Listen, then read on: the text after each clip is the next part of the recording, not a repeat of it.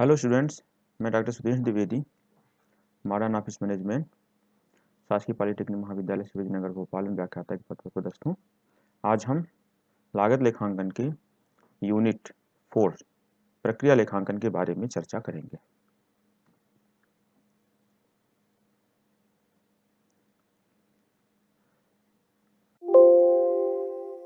आज का हमारा कोर्स आउटकम है the student will be able to do process cost accounting.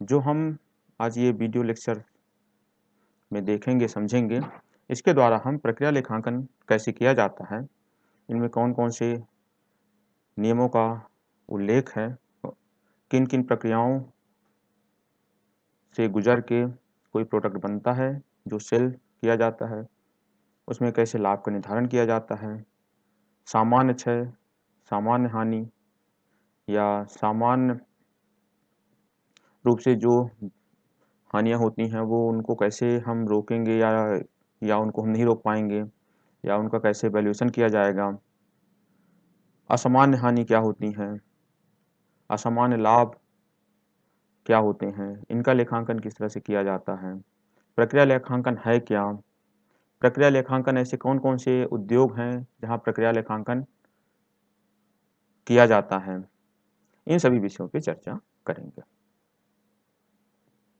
जो हमारा आज का लर्निंग आउटकम है, principles of process costing and then preparation of process cost accounting. अब हम बात करते हैं प्रोसेस कॉस्टिंग की। प्रोसेस कॉस्टिंग क्या है? प्रक्रिया परिव्यांकन से तात्पर्य परिव्यय की उस प्रणाली से है जहां किसी वस्तु को अंतिम निर्माण की स्थिति में लाने के लिए कई प्रक्रियाओं से निकलना पड़ता है, गुजरना पड़ता है। प्रत्येक प्रक्रिया को एक लागत केंद्र के रूप में जाना जाता है। प्रत्येक प्रक्रिया की लागत का एकत्रीकरण किया जाता है और प्रति इकाई लागत का निर्धारण किया जाता है। यानी कि प्रक्रिया लेखांकन क्या है? प्रक्रिया लेखांकन परिव्यय की उस प्रणाली को कहते हैं जहां किसी वस्तु को अंतिम निर्माण की स्थिति में लाने के लिए कई प्रक्रियाओं से गुजरना होता है। ठीक है, इसके लिए जो एक फार्मूला है वो है cost of units of each process equal to cost of output in the process upon number of unit in the process. सार्स के अनुसार विधि लागत लेखे ऐसे उद्योगों में प्रयोग किए जाते हैं जिनकी वस्तुओं का निर्माण विभिन्न प्रक्रियाओं में होता है तथा प्रत्येक प्रक्रिया की लागत ज्ञात किया जाना आवश्यक होता है। Characteristics of process costing. उत्पादन कार्य कई इकाइयों में से गुजरता है तथा प्रत्येक प्रक्रिया का प्लांट किसी एक उत्पाद का निर्माण करता है। उत्पाद मानक होता है तथा प्रक्रिया भी मानक प्रकार की होती है। एक प्रक्रिया का निर्मित माल दूसरी प्रक्रिया में कच्ची सामग्री के रूप में जाता है और उत्पादन के पूर्ण होने तक यह क्रम चलता रहता है। यानी कि एक प्रक्रिया का जो निर्मित माल है वो दूसरी प्रक्रिया का कच्ची सामग्री के रूप में हो जाएगा और यह प्रक्रिया तब तक चलती रहेगी जब तक कि कोई प्रोडक्ट पूर्ण रूप से बनके तैयार नहीं हो जाता। उत्पादन बड़े पैमाने पर किया जाता है। प्रत्येक प्रक्रिया में एक निश्चित मात्रा में हानि होती है जिसे टाला नहीं जा सकता, जिसे हम सामान्य हानि या सामान्य क्षय के रूप में जानते हैं। इस हानि को सामान्य हानि कहते हैं। यह हानि प्राकृतिक कारणों से होती है, जैसे वजन में कमी होना, वाष्पीकरण होना, रासायनिक क्रिया इत्यादि। कच्ची सामग्री के किसी प्रक्रिया में प्रयोग होने पर संयुक्त उत्पाद या उप उत्पाद का निर्माण भी संभव होता है। असामान्य हानि या असामान्य लाभ की भी संभावना होती है। इन्हें प्रक्रिया लेखांकन में अलग प्रकार से व्यवहार किया जाता है। अंतर प्रक्रिया लाभ का भी ध्यान रखा जाता है। निर्मित माल को अगली प्रक्रिया में बाजार मूल्य पर हस्तांतरित किया जाता है। विभिन्न प्रक्रियाओं की पृथक पृथक लागत ज्ञात करना होता है। जो इसका उद्देश्य है, विभिन्न प्रक्रियाओं की पृथक पृथक हम लागत ज्ञात करेंगे। मुख्य उत्पादन तथा उत्पाद की लागत ज्ञात करना, विभिन्न प्रक्रियाओं में होने वाले भार की कमी या क्षय ज्ञात करना, लागत नियंत्रण करना, विभिन्न संयुक्त व्ययों का निर्धारण करना, सामान्य तथा असामान्य क्षय की हानि को निकालना। यह लागत लेखांकन में प्रक्रिया लागत की जो उद्देश्य है वो है, यह इसका महत्व है। ये कहाँ इस प्रक्रिया लागत का हम उपयोग करते हैं, प्रक्रिया लेखांकन का उपयोग करते हैं। ऐसे कौन कौन सी संस्थाएं हैं, ऐसे कौन कौन से उद्योग हैं जहां हम प्रक्रिया लेखांकन को अपनाते हैं? तो मुख्यतः है निर्माण उद्योग, रसायन उद्योग, खनिज उद्योग और जन उपयोगी कार्य। तो निर्माण उद्योग में है आयरन एंड स्टील, सीमेंट उद्योग, कागज व रबड़ उद्योग, ऑटोमोबाइल उद्योग आदि। रसायन उद्योग में रसायन निर्माण उद्योग जैसे सुगंधित साबुन, तेल, दवाएं आदि। खनिज उद्योग, खनिज तेल, कोयला, गंधक, लोहा, सोना, जस्ता आदि। जन उपयोगी कार्य, विद्युत उत्पादन, गैस उत्पादन आदि। General principles of process casting. General principles of process casting. सामग्री, श्रम, प्रत्यक्ष व्यय व उपरिव्यय को प्रक्रियाओं के अनुसार संग्रहित व वर्गीकृत किया जाता है। उत्पादन संबंधित लेखे इस प्रकार रखे जाते हैं कि प्रत्येक प्रक्रिया की उत्पादन मात्रा तथा उसका क्षय या उस प्रक्रिया का अवशेष ठीक ज्ञात हो सके। प्रत्येक प्रक्रिया की लागत को उत्पादित इकाइयों से भाग देकर प्रति इकाई की लागत निकलती है। हम बात करते हैं प्रोसेस कास्टिंग को कैसे हम बनाएंगे। इसमें डेबिट साइड में कौन कौन से आइटम हैं और क्रेडिट के साइड में कौन कौन से आइटम होते हैं।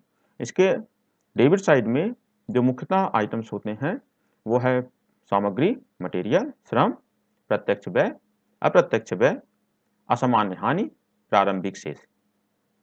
इसी तरह से प्रोसेस कास्टिंग के क्रेडिट साइड में प्रक्रिया क्षय, प्रोसेस लॉस, जो पहला है सामान्य क्षय, दूसरा है असामान्य क्षय।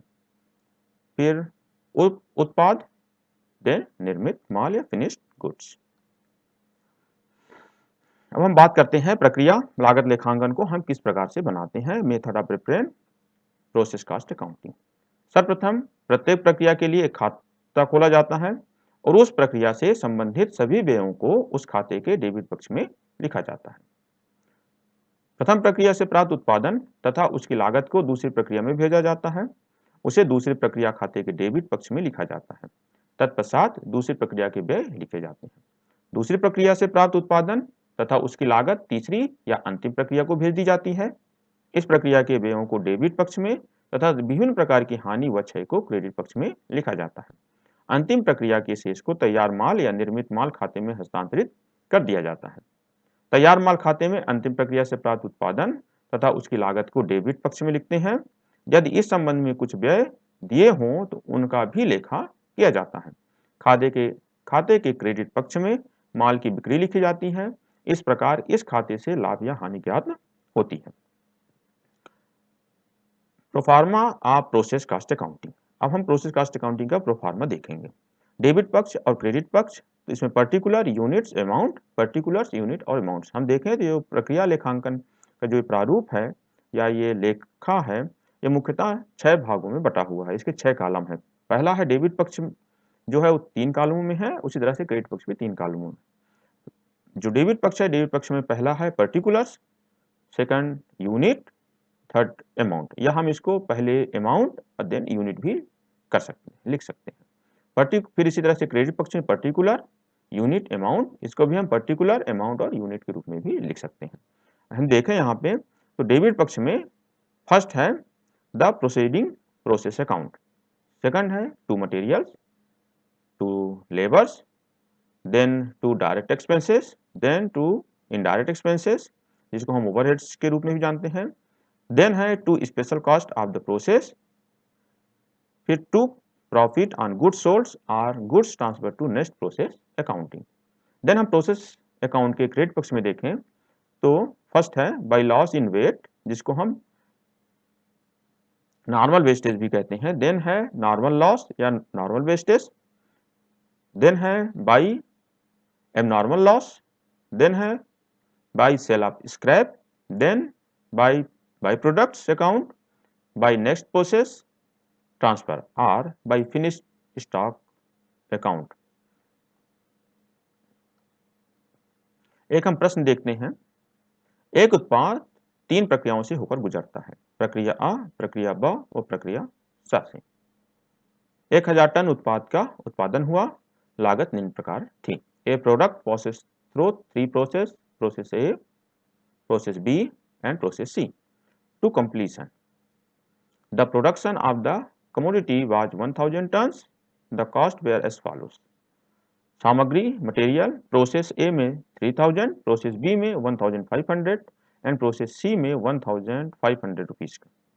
इसी तरह से जो श्रम है लेबर है प्रोसेस ए में 1500, बी में देखिए जो श्रम है बी में 3000 और सी में 5250। निर्माण व्यय प्रोसेस ए में 1500, प्रोसेस बी में 4500, प्रोसेस सी में 5250 रुपीज। यह माने न तो प्रारंभ में न ही अंत में कोई चालू कार्य था।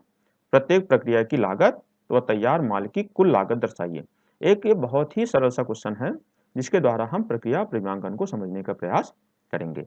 इसमें किसी प्रकार का कोई ज्यादा हमको वर्क नहीं करना है। ये सीधा सीधा सा क्वेश्चन है, बहुत ही सरल क्वेश्चन है जिसके माध्यम से हम प्रक्रिया लेखांकन को आसानी से समझ सकते हैं। यहाँ पे आप एक बात फिर मैं आपको बताना चाहूंगा, यहाँ 3 प्रकार की प्रोसेस हो रही हैं। कोई भी जो प्रोडक्ट है, जो फिनिश्ड गुड्स बन रहा है, 3 प्रक्रियाओं से होकर गुजर रहा है, जिसका पहला है प्रोसेस ए, फिर देन है प्रोसेस बी, फिर देन है प्रोसेस सी। प्रोसेस ए का में क्या क्या लगा है, कितना मटेरियल, कितना लेबर, कितना एक्सपेंसेस, वो अलग अलग दिया हुआ है। इस तरह से प्रोसेस बी में कितना मटेरियल, कितना लेबर, कितना एक्सपेंसेस है, वो अलग दिया हुआ है।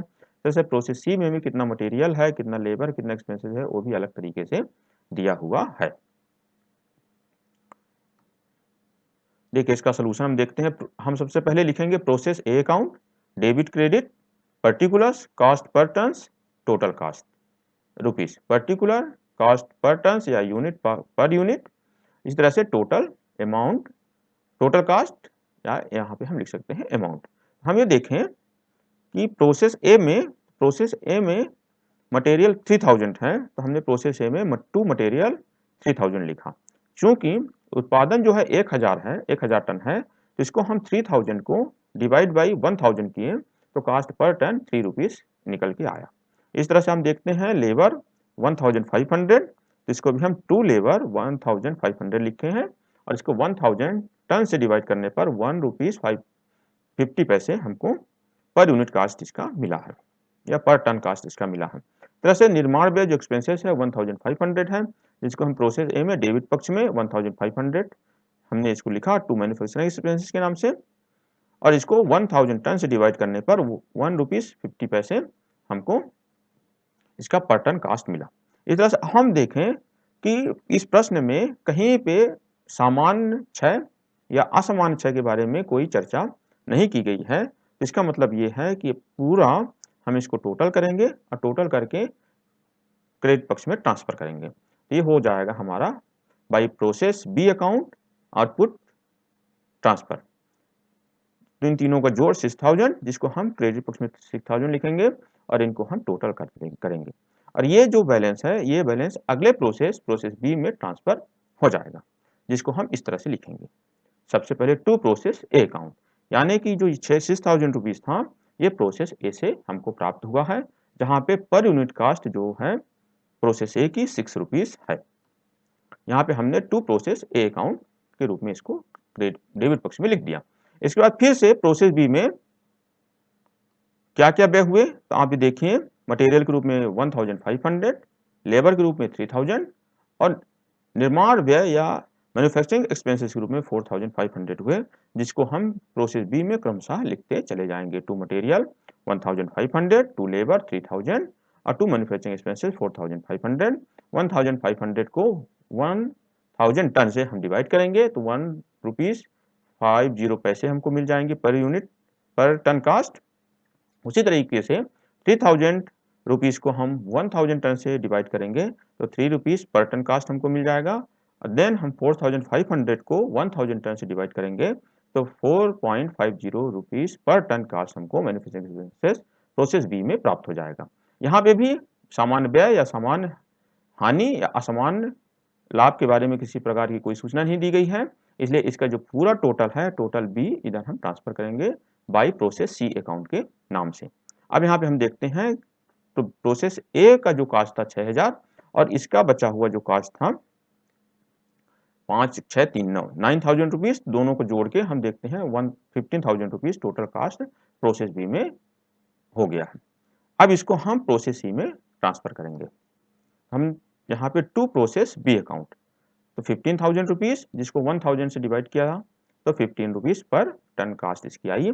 अब हम देखें प्रश्न में फिर से प्रोसेस सी में मटेरियल, लेबर, एक्सपेंसेस 1500, 5250 और जो निर्माण व्यय है मैन्युफैक्चरिंग 5250 रुपीज है। इन तीनों को हम फिर से जोड़ देंगे प्रोसेस सी में। To material 1500, to labour 5250, to manufacturing expenses 5250। इन तीनों को 1000 टन से डिवाइड करेंगे तो 1.50, 5.25, 5.25 इस तरह से हमको क्रमशः इसके पर टन कास्ट हमको मिल जाएगा।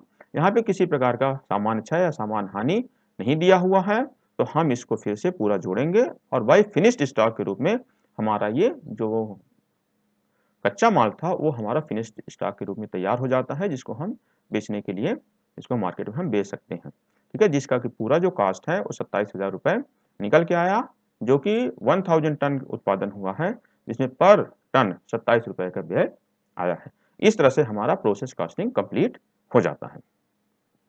निश्चित रूप से आप इसको देखिए, बहुत ही सरल था। एक हमारा ये प्रश्न था जिसमें process A, process B, process C था। कोई एक उत्पाद था जो 3 प्रक्रियाओं से होकर गुजर रहा था, जिसमें 1000 टन का उत्पादन हुआ था। ठीक है, इसमें प्रारंभ में ना तो कोई ओपनिंग स्टॉक था, ना तो लास्ट में ही कोई क्लोजिंग स्टॉक था। ठीक है, इसमें कोई सामान्य क्षय या सामान्य हानि भी नहीं था। ठीक है, सामान्य क्षय या सामान्य हानि क्या है उसकी हम थोड़ा सा आगे चर्चा करेंगे।